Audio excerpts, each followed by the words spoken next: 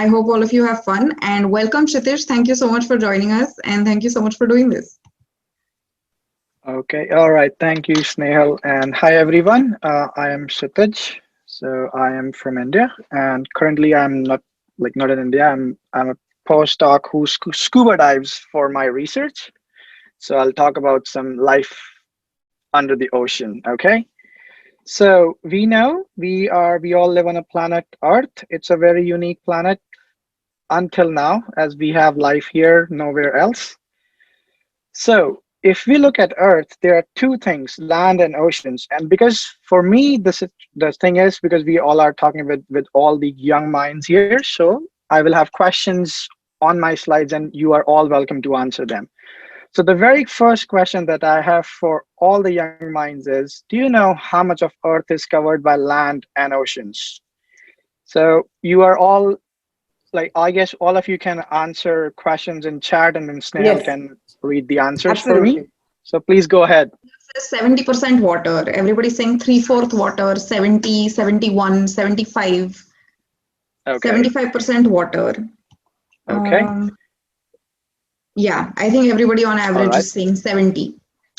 Okay. On an average, everybody is saying 70, and you guys are absolutely correct. So we have somewhere around 29% in land and 71% which is covered in by oceans. But do you know how much water is there in the oceans? Like, can you guess? Any wild guesses? All welcome. Just go ahead and guess how much liters of water do we have? 1 liter, 2 liter, 2000 liters. How much liters of water do we have?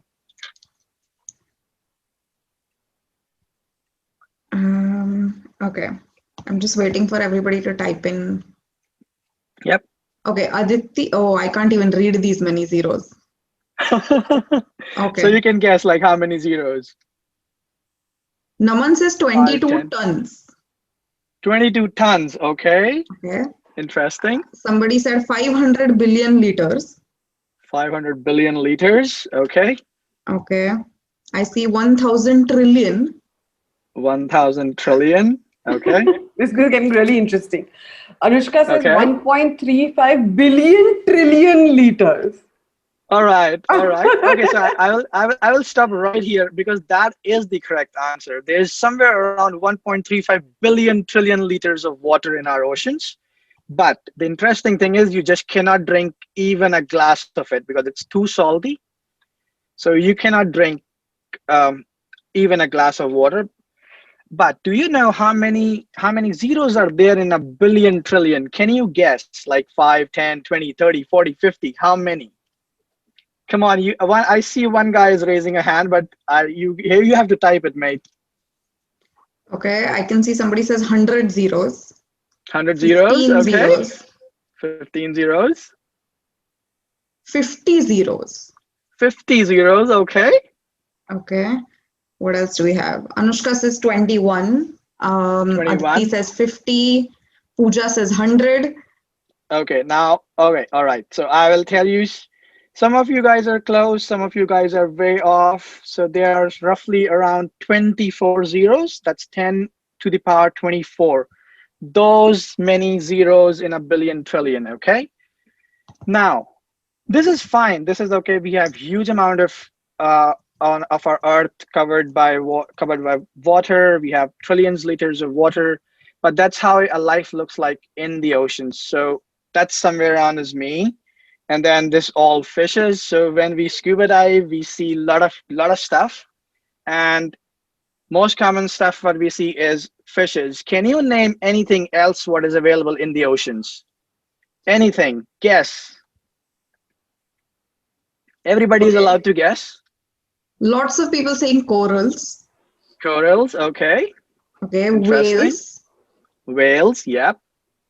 Eels, plants. Eels, I see plants, sharks. yep. Shark. Seaweed. Seaweed.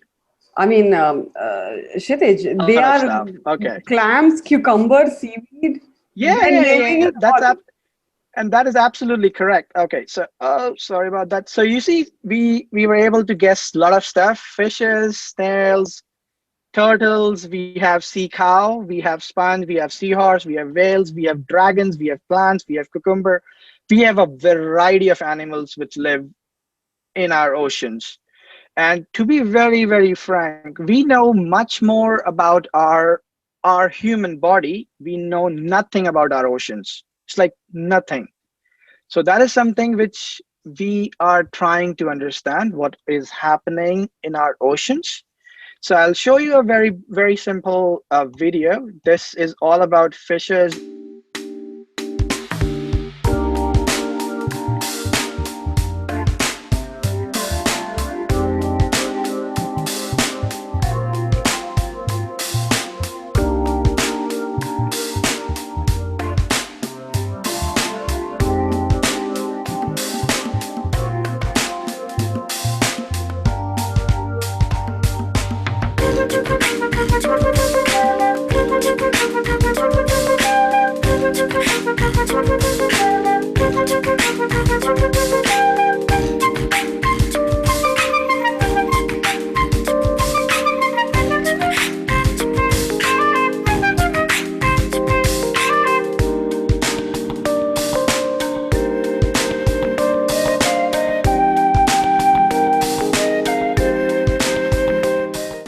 And I'll go to the next. So now the question to everybody is, do you know where the fishes actually live, and do they even sleep? Do you know whether fishes sleep or not? So this is a Nemo, and I have a very quick chat. So the Nemo is chatting with his dad, or her dad, you can say. So do you, and he or she asked the question, what do humans call our home? So, and the dad says, let's see, we have a lot of humans with us. Let's ask them first, and then I will answer you. So can the kids guess, where do fishes live in the ocean? Anushka says anemones, anemones. I don't know how you say them, but Anemones, okay. anemones. Yeah, anemones, yeah. All kinds of zones, coral reefs, Coral reefs, yeah. reefs. Okay, that is actually correct. So we, as when the fishes say, they make their home in reefs, and that's why reefs are very, very important. So if you don't have home, you have a lot of trouble. That same goes for the fishes. But do you know, this is, our oceans are so huge, but the reefs are just less than 1% of the total ocean is just covered by reefs, but they support more than 25% of the marine life. So whatever is there in the oceans is very concentrated near the reefs, and they all live with the help of reefs. If the reefs are not there, there will be nothing in the oceans. So, and when we see the reefs, we see them in very concentrated regions. So we have a bit of that in India, like very close to our ocean shores, all on the coast in the west, a little bit in the east, all of in the Andaman, Nicobar Islands, Lakshadweep. But most concentration of reefs is actually near Australia, and the biggest reef in the world is in Australia. That's called the Great Barrier Reef. And this reef you can actually view from the space also. So International Space Station can actually visualize this. This is so huge. It's really, really old. It's billions of years old, and it has evolved on its own. So, and then this whole area between a bit of Malaysia, Singapore, and Indonesia, and then this whole area is what we call the Coral Triangle, because that's where the concentration is really, really high. But with changing environments, reefs have become really, really important for humans also. So reefs, it's very true, they help protect a lot of our coastlines, just like we have a lot of them in mangroves. Mangroves protect our shores. Same goes for the reefs, and they protect us from erosion, because once the water comes in, it takes a little bit of soil with us, so it gets eroded, but that's what the reefs actually help. So they slow the pace of waves, and then that's why the erosion is stopped. They are really important source for food and medicines, medicines for humans, food for the fishes, as well as for the humans. And they support roughly around 50 crore people all around the world. That's the very conservative estimate that we have. And a lot of recreational activities. So people can scuba dive. If you are not even a specialist, you can still scuba dive at a lot of different places. Try to understand how the life is inside the oceans.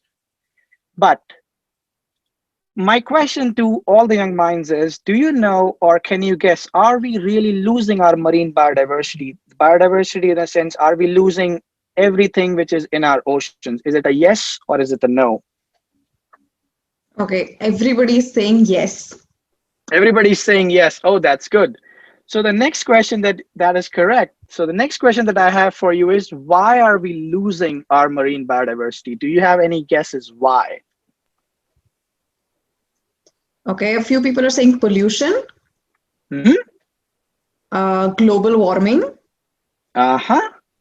oil spills, Wow. um, plastic, throwing plastic in the ocean. Plus. Uh-huh. Perfect. Okay. Then All acid right. rain. All these are really, really good answers and Really. absolutely correct answers. So global warming is the most significant issue with our planet at the moment. So what is happening in a global warming situation? I'll show you at a very simple. So we know in a very simple sense, the oceans, the poles are covered with ice, but they lose ice over time. And with global warming, they're losing ice at a very significant rate. So this is for Green Island. This is supposed to be completely covered by ice, but that's what is happening with changes in the years. You see, after a 4 year period, the ice actually goes down, down, down from 7 million square kilometers to roughly around 3 million square kilometers. And that's an estimate which is still conservative. And in 2020, we see really, really less ice was forming in Antarctica as well as on our all the poles, on both the poles. So rising sea waters threaten humans everywhere around the world. And if you see the color code for India, that is around 50 million people. So it's really, really huge. It's really, really tough because a lot of our population is living near the coast, especially for countries like the US, Australia, where 90% population lives on its coast. It's really, really dangerous. So that is why we are really, really concerned about, and you will see a lot of people talking about, and I'm very sure most of you would have heard about a very, very young environmental activist, Greta Thunberg. That girl is amazing, and we all should be supporting her in every sense. Now, in terms of corals, when we talk about, because they are really, really important, I'll show you what is actually happening in our oceans. So this is one of my colleague. He's trying to check a lot of other things, and this is how the oceans or a reef look like. So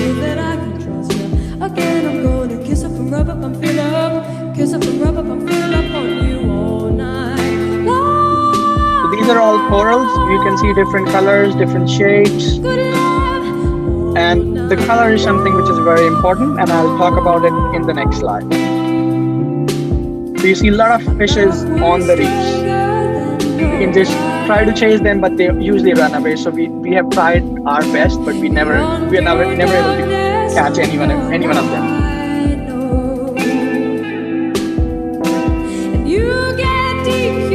So this is how we usually breathe. We have an oxygen tank.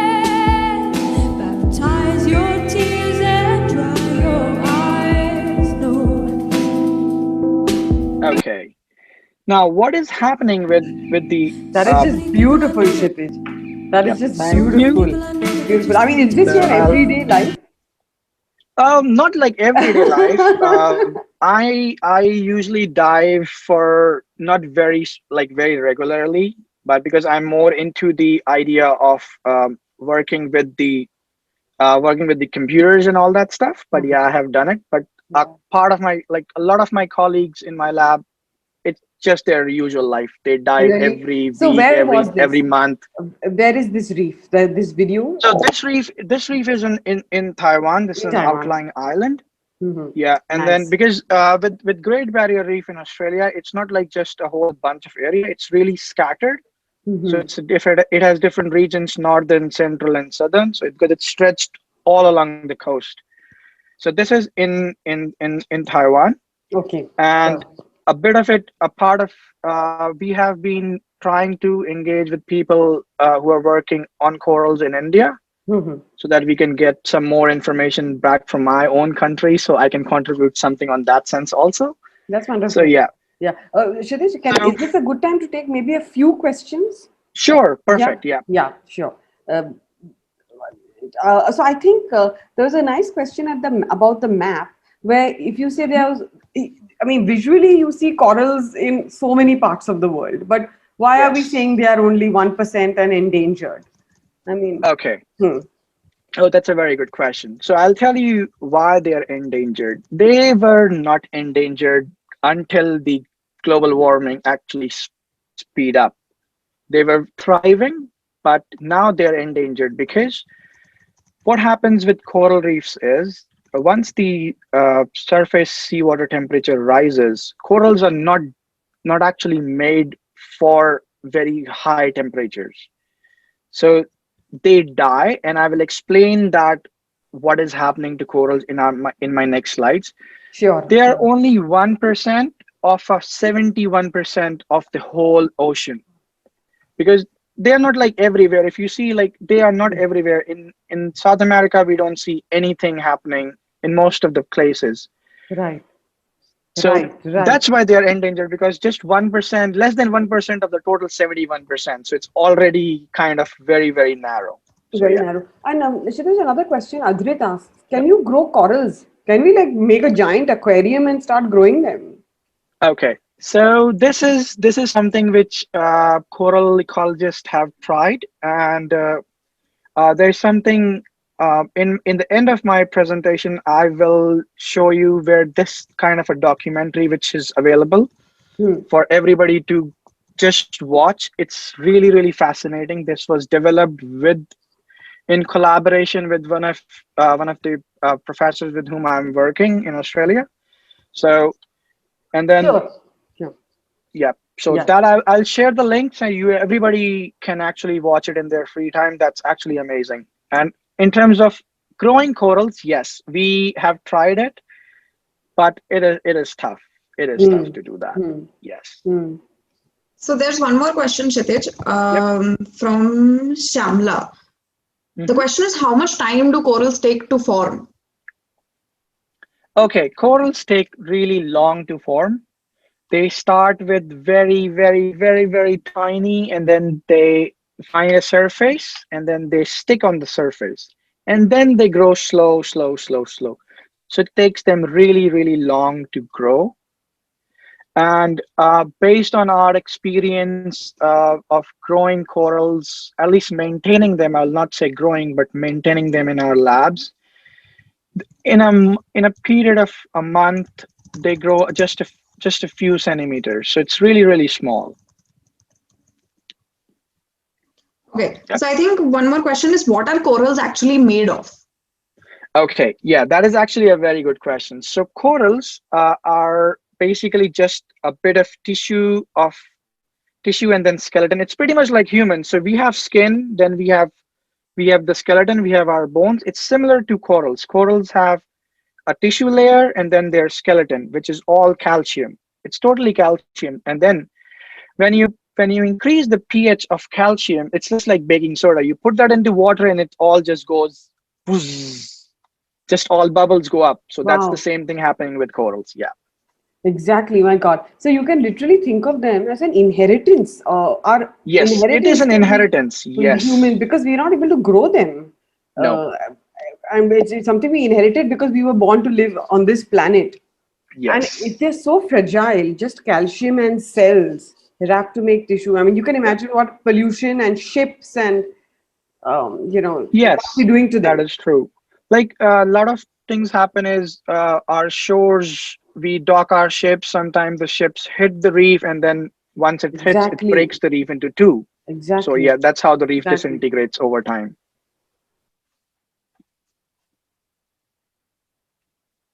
We have Okay. lots more questions on corals. Okay. Maybe I'll just club like a few of them together. One question is, are so corals are basically, are they like animals or are they like plants? And the other question is, what is the coral structure like? Are they hard or are they soft in texture? Uh-huh. Okay. So corals are basically animal. We consider them as animals. Okay.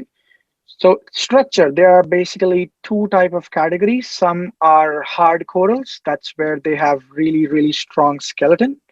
And but some of them are soft corals. So some of them you will see that they will just wave. So I'll show you. So this is kind of a soft coral. They will wave with the waves. They will just move here and there. But the ones which you saw in the video, they are these kind of corals are actually hard corals right here. They are very, very hard. And I'll show you an image of what the coral actually looks like from tissue to the bottom. And I have that image with me, and I'll show you guys in the next slides. Yeah. Okay. All right. So maybe one more question and then we'll move on. The last Okay. question before Okay. we go. Can corals be poisonous? As of now, we have not found any coral which is poisonous. Because you see, when people dive, they cannot, they don't have anything to hold, and we are not actually holding corals in our hands to just stay. So we sometimes bump into corals, sometimes we bump into just the whole kind of stone and everything. So we do get bruises, but there's nothing like which is poisonous. Yeah, but we can be poisonous to corals. So we have a habit of going to the ocean with all the like kind of skin protectants and all this stuff. The sunscreen and all this is actually not good for corals. This is very, very well proven. So it's not actually good for corals. So corals are not poisonous, but humans can be pretty bad for corals. Yes. Okay. All right. We have tons of questions in the chat window, but I think we'll move on and we'll come back. Okay. All right. So this I have already shown to you guys, and you guys absolutely nailed this question that yes, we are actually losing marine biodiversity and what is happening.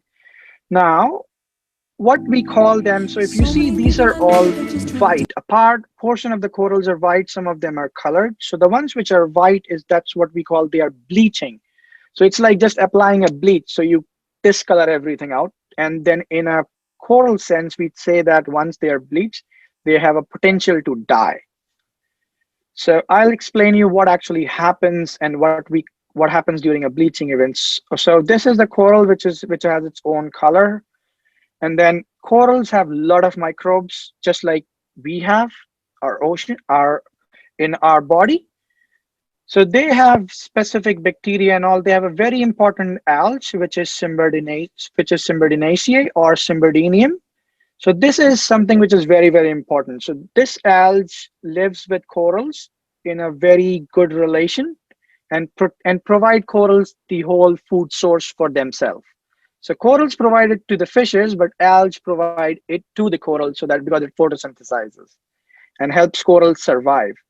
But with the rising seawater temperatures, what happens is something like this. So corals, they have their algae here, but once the seawater temperature rises, corals think that this algae is creating a lot of issues to me. So corals just shed them outside. They just expel them out, and then corals turn white because there is nothing which is available now.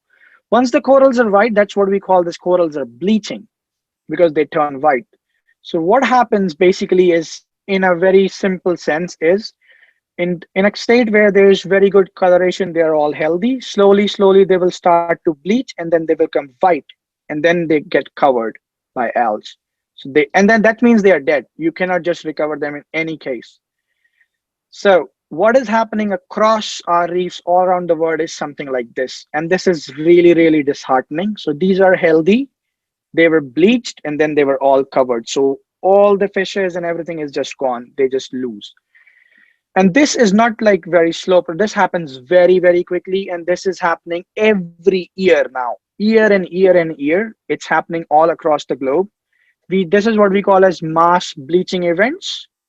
That's where corals around the reef, around the world will actually bleach. They will lose their relationship with they will break their relationship with the algae to survive, and then they will bleach. So this is something which is happening, and this is something which is very disheartening for people, and in general, I'll say for human, because this is what we inherited. So this is where we come Exactly. into picture. We take the corals from seas to our labs, we maintain them. So this is where we actually maintain them with ambient conditions. And in a zoom in picture, this is how the corals actually look like. So when you take this out and break it, this is how a hard coral will look like. So this is top is what is the tissue. We have seen that they have bands, kind of green colored bands, and then they have white bands. So this is where this whole skeleton is. So the tissue is very, very small. It's just millimeters of the whole region, and then it's everything is skeleton. And every layer has something unique. So, and we have been studying it for a really long time. So tissue has its own very different microbiome. They have a lot of different bacteria and different algae. The skeleton has a very different algae and a very different set of bacteria. In some cases, they are so tightly packed that there is no oxygen in the skeleton. Just like our bones, we don't have oxygen in our bones. That same happens with the coral. They have nothing. It's very, very tightly packed, but some of the corals are very porous. So they have a lot of pockets or holes in them. If you see this in a microscope, you will see actually, and unfortunately, I don't have a very good image to show you guys, and I'm really sorry for that. But you will see that in the in the documentary, which I'll share with the link, which I'll share for you. So this is really, really cool. And what we are trying in order to save corals, there are two ways. One is to hunt for beneficial microbes, just like we have probiotics for humans. This is what the scientists are actually trying to use the whole microorganisms which are there in the corals to help actually the corals once again, so that we go from healthy, they're bleaching, and then we put a whole cocktail and then let them go to the normal scenario. So this is one line of thought that we have. But in over the years, we have seen another line of thought coming up. So sometimes some of the corals, even if the seawater temperature rises, they don't bleach. So this is something very good. And this is what we called as assisted evolution. So when we looked into these corals, we find the same algae but of a different species. And this algae in our experiments can actually sustain or can actually be healthy and live even when we increase the temperature to some certain degrees. So one line of thought is we take these algae and put them into the corals which can bleach so that they can survive. So these are the two things which we are trying to do. And there's something which we have scientists have actually gamed out a scenario. What is happening right now? What will happen in 2050 with rising seawater temperatures, and what will happen in 2100? So this is how scientists are trying to develop an assisted evolution approach. And just like the question was asked, like, can we have a very big aquarium and we can grow them? Scientists have been trying to do it. In Australia, this is something called sea sims. This is a sea simulator. So we have corals in the sea simulator, and then there are a lot of experiments that are getting done on that so that we can provide them some assistance and then they can sustain the rising temperatures. Because the with the climate changes and the guidelines that have come up from the United Nations, or a lot of talks have been happening that we should reduce our pollution, we should reduce greenhouse gases.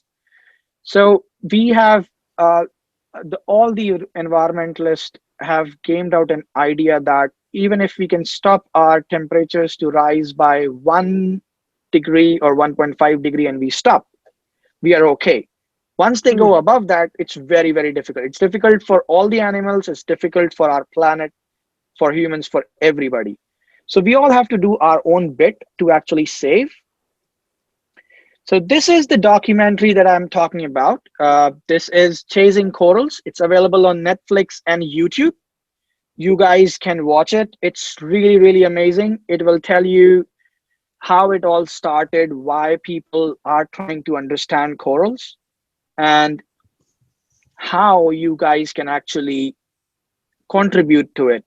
So before I end my presentation, I have very, very simple, quick guessing questions for everybody one more time. So, can the kids tell me what all we can do to protect our environment apart from just thinking of very novel ideas? Think about very, very simplistic things that you can actually do to protect the environment. So, questions and answers are all welcome. So, Kshitij, lots reduce pollution, Yep. reduce global warming, plant more Hmm. trees, Yep. tree, reuse, recycle, Right. or use electrical vehicles. Uh-huh. Go ahead, Sneh. Reduce carbon Reduce footprint. plastic, Hmm. reduce plastic Mhm. usage. Yep. Um, Bhavik says plant some number of trees and that number has tons of zeros in it, so I'm not going to try reading that. Okay. Oh, yes, yes. Aditi Don't says use don't use AC. air conditioners a lot. Uh, Very nice. okay, what else do we see? So, fine. Solar. Hmm. I see lots of people saying try to use solar energy. Yes. Okay. Uh, And rejuvenate corals. Mm-hmm. Okay. So, yep, these are all excellent answers. So, if we club them into three kind of ideas, we what we can do is we can reuse a lot of stuff. Yes. Don't throw them out. Just try to reuse what you can do. Try to reduce as much as you can and try to recycle. If we can do these three things, we can really do our bit to protect the environment, because environment is something which is really important for all of us, Yes. Yes. And we are the right? So environment. yes, so basically, if we can actually do all of this, we can actually enjoy something like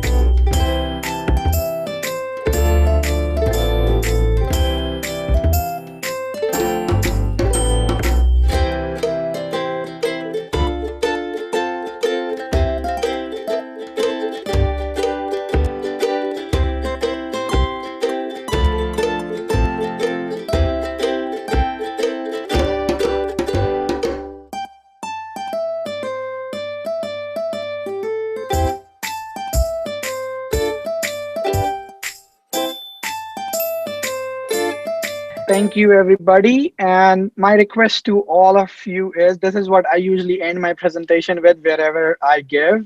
Let's just do our bit to save our planet because this is really important. And I am open to all the questions that you guys have for me, all of them.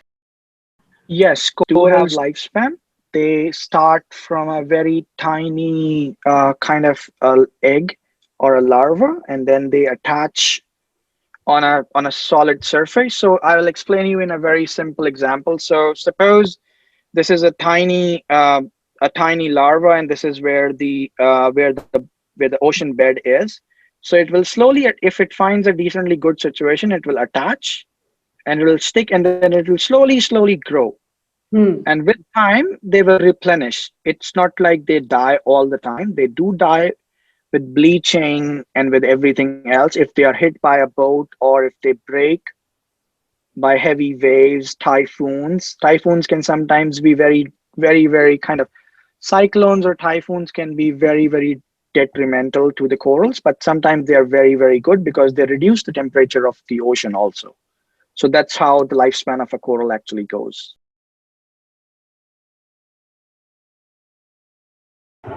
The most effective way to save coral reefs, actually, I will not say there is only one most effective way. The thing is, if we can do our bit to protect the environment, like in the times like right now with COVID, so Hmm. we are using so much of masks every day, right? And I have one here, right here with me because we are supposed to travel with a mask all the time. So you have to be very careful of what you are actually throwing away. Sometimes what we throw away is can be, or it can be used by anything. So masks are supposed to be disposed very carefully, just like a plastic bag. So you can reuse a plastic bag instead of just throwing it away all the time. Yes, But exactly. what we have done is try to minimize the waste that you actually throw away. So uh, kind of like we when we go out to just to eat near street side or go to a restaurant, sometimes we have a plastic stuff with us, right? A plastic spoon. And then once we use it, it has to, you cannot degrade a plastic. So it has to be thrown, and that's what lands in the oceans. So the idea is you can actually use the spoons that you have just in a simple way. Those all things will actually do a lot of good for corals, not only just for corals, but for everybody. Okay, yeah, that's a very, very good question. So, how do you study to be a coral ecologist? So I'll tell you my journey. Uh, I never thought of working on corals in my whole life. Never. Um, I came to Taiwan as an intern back in 2015, and in an island nation, you really get to know a lot of people. I observe a lot of things. Hmm. So I see people are very much aware of their surroundings, their ocean, and people are using they always use something like these. These are what we call chopsticks. Hmm. Hmm. So these are all they usually most of the Taiwanese or the people in Taiwan, you will see that they will use their own chopsticks. They will take it with them everywhere, wherever they go. In most of the cases, younger generation, older generation, everybody. So that gave me, and I was talking with a lot of other my friends. They are working on like whole biodiversity kind of things, and that changed my perspective from human centered study to an environmental standard study, and that's where I moved into corals. And once I started working on them, I just fell in love with them. So yeah. I can quite see that. But that's a beautiful example of how your environment shapes what you want to study, Yes, which our yes, young minds can exactly. take Yeah. forward. And falling in love with them, Kshitij, I think you're envy. You are our envy. Yeah, Oh no. yeah. Uh, what kind of camera do you use underwater? Okay, so we usually no, we have very generally generic cameras, but if we have Okay, casings, we have okay, casings which are water yeah. protecting. So And we they just take work. the, but they're You don't get any yeah water they damage. no they there's like because some of the cameras you will see they're designed for underwater diving and Uh-huh. everything, but those comes to be very very very expensive. Right. So a lot of people have very waterproofed casings, and then that can be used to actually work. Yes. Oh, will artificial intelligence save corals? I don't know whether artificial intelligence will save, but artificial intelligence can tell us a lot of things how to save. So artificial intelligence can tell us what has happened over the years. Like humans have been here for a really short time on our planet, but artificial intelligence can actually tell us or can actually give us an idea what happened before the humans were there. So with that, because our Earth has gone a lot of different phases, it has gone through an ice age, multiple ice ages. So Yes. that's where what was happening we don't know. So artificial intelligence cannot save corals, but it can give us ideas to save corals. Yes. Yeah, that's a very good question. So we have seen, in a sense that because you see typhoon is more dangerous when it lands, right? So when it comes to the land. In the sea it's just swirling with the water, so that's not going to damage too much, but it does damage. I don't say that it does not damage anything. It does damage to soft corals more relatively to the hard corals. But if you understand in a very simple example, I'll give you a very simple and a very traditional example that we say it in India. We have a tree, and if the tree cannot bend, it will certainly break, right? That's what happens Exactly. with the hard corals. But a tree which Exactly. can bend can actually wave or move around with the air. So Very that's true. something which is an analogy for soft corals and hard corals. We usually give the example about being a personality that can withstand. Yes, right, exactly that. Yeah. Right, right. That is actually true, yes. Because you see, sharks, small fishes can actually go in, but the Hmm. sharks, which are really big, they just cannot go in. So fishes have this way of actually escaping, Hmm. but they also have a way, they have different ways of that's how our the evolution has developed them. They have different other ways to actually save them as well. But yeah, hiding in corals is also certainly one way, yes. Hmm. But okay, now I will ask a question to everybody. Okay. You all love beaches, right? Yeah. You all love beaches. We know there are different kind of beaches, white sand beach, just like normal beaches, black sand beach. But do you know what does a beach actually is made of? Sand? Okay, Uh-huh. Yeah. all right. Anything Okay. else? Uh, okay. Sand Everybody says grains, sand, sand. grains, sand, water, Okay, all Some are right. saying silica, shells. diatoms. Mm-hmm. Hmm. Okay, I'll give you a very kind of an unusual answer, and that is the correct answer to it. Sand, it all comes from soil and comes from all of this, right? But especially for white sand beaches, like the ones which you find in movies, very crystal white beaches everywhere, those all are actually poop and a poop of a puffer fish. So puffer fish grazes on corals and it sheds its poop. That's what the white sand beaches are made of. It's just poop, Wow. just nothing else. So, Kshitij, with that Yeah. momentous disclosure, if somebody asks us, have you ever stepped on poop? The answer has to Yeah, be yes. the answer has to be Yeah. yes. Yeah. If somebody asks us, I'm have you ever laid down on poop? Snehal, I'm going to a beach tomorrow. I have lots to Oh, think I'm about so now. sorry about that. the answer has to be yes.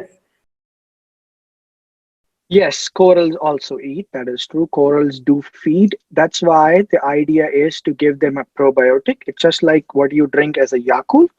Yeah. That's Yeah. why. So we want to give them a cocktail of very good bacteria, and then they will feed on it, and then they usually grow. So because that everybody needs something to grow, right? We all need food to grow.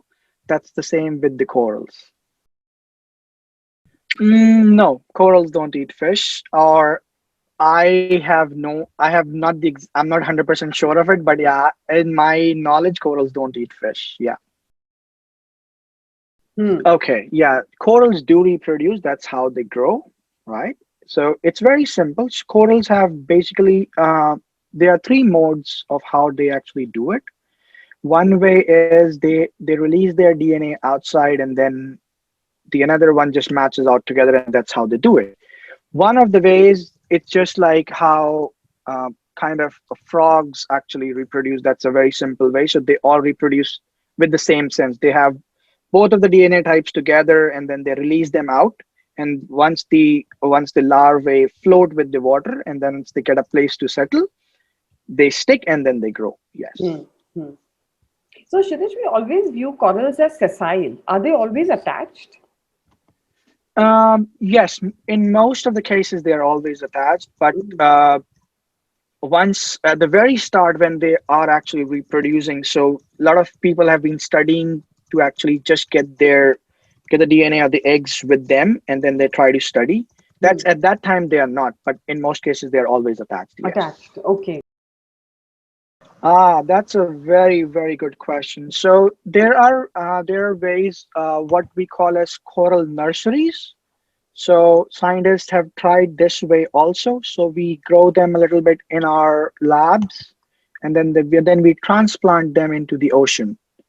So I do not have exactly the distance, but it has to be at least a few meters so that they have the space with each other. Yeah. That's a very tough question because different coral species have different lifespan. Uh, they sometimes can outlive humans, and that's been shown. Oh, wow. Yes, Wow. some corals can live for a really long time. Yes, I do not have an exact answer, in terms of years, but yeah, some corals can live for really long.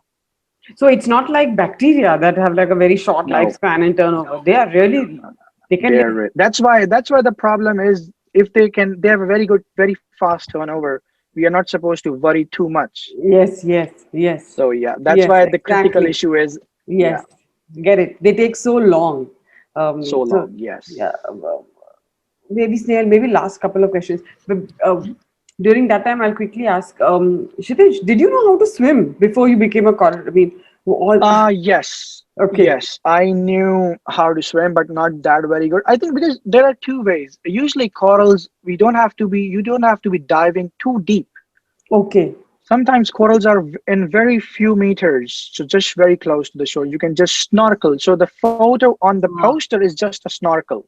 right, So you right, just need a pipe going just correct. outside so that you can just breathe. So sometimes you really don't need it. And then in terms of going deeper into the dive, we usually don't dive alone. That's a very logical way. We always have a dive buddy with us so Yes, that we are not disoriented anywhere. So yes. yes, yeah, swimming is necessary. I would suggest everybody to be a good swimmer. You have to be licensed to dive in Mm-hmm. most of the places. So Mm-hmm. yeah, there are diving licenses which you have to get to dive. So this is a different kind of lab safety that our young minds are getting to know Yes. of. Right, right, makes Yeah. sense. Do corals sleep? Oh, okay. Well, I will say the corals, they are active because the algae which is in them is active during the day. But during the night, because they are not doing any photosynthesis, you will see that they are not live. They are not doing anything. But corals sleep. It's too difficult to say whether corals sleep or not because there is always something going on. But they do rest. The algae do rest in the night, yes. Well, actually, every coral have holes in them. If we look closer, every coral has a hole in them because it's not like you see, humans also have pores, right? That's why when we run, we sweat. That's how from the pores is what your sweat is coming out. That's the same with corals also. They Oh, all have holes. oh, Yes. oh, that's a nice analogy. We also Yeah. have holes in us. It's just that we don't see them Yeah. with the naked We eye. just don't see them. Yeah. Pretty much. Yeah. Do coral live in coral reefs? Okay. Well, coral reefs are formed from corals. So in a sense, you can say that corals live in coral reef. Yes. Okay. Okay. Mm. Okay, I think one more question that in the chat window has also been coming up a lot is how many types of corals are there? Like how many different types of corals are there in the world? There are around, I guess, a couple of hundred different species of corals. Yes, but they are mostly classified into two: the soft and the in a broader sense, they are classified into two: soft and hard corals. But if you remember the video which I showed where you have a lot of different corals, so some of them are branching. That's where you see them branches. Some of them are very flat. So there are different subtypes of corals as well. Yes. How are corals made? Okay. Well, corals are in a sense made from calcium carbonate. They have just like what we have our bones. That's how our corals are with their skeleton. And then we have a skin layer. That's the same as what the corals have, a tissue layer. But filled in them is all algae, bacteria, viruses, everything that's same what a human has. It's everything exactly the same, except the algae part of it. Yeah. Yes. Yes. Wow. Fascinating. Absolutely fascinating. But Kshitij, this was truly a beautiful session. Yeah. Snehal and I Oh, have to thank you. express our heartfelt thanks to you. Thank you. Yeah, yeah. Beautiful Thank you. session. Thank